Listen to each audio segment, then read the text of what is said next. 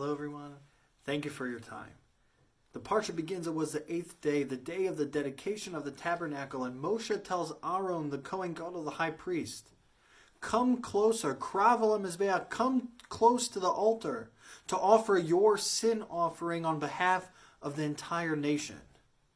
Aaron was the one who was going to offer for the sin of the golden calf this sin offering. Reb Elio Meir Bloch, who was the Rosh Yeshiva of the Telz Yeshiva, asked the following question.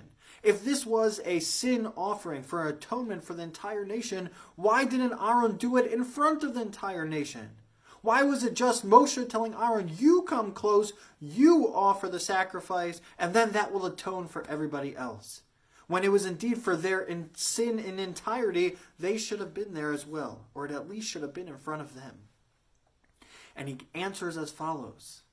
If one wants to be clean of a sin, or if one wants to be mashpia, one wants to influence others, an entire nation, or a smaller group, one needs to be clean of that first, himself or herself, before they go ahead and influence the rest of the people.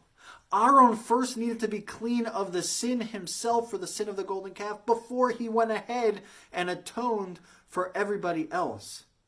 Because in order to be the influencer, in order to lead by example, I have to be clean. Practice what I preach before I go ahead and tell you to do it. So many times, whether we want to instill something within our children, we have to make sure that we are clear of that ourselves. If we want our children to eat properly at the table, to speak nicely to others, don't lie, then they have to see that within ourselves.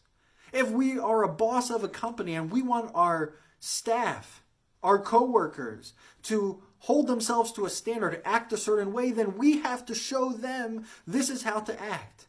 We can't have that double standard.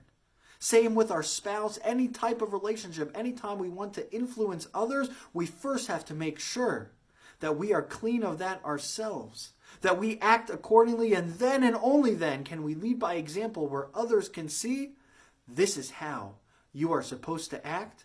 I see you leading by example. Have a great Shabbos, everyone.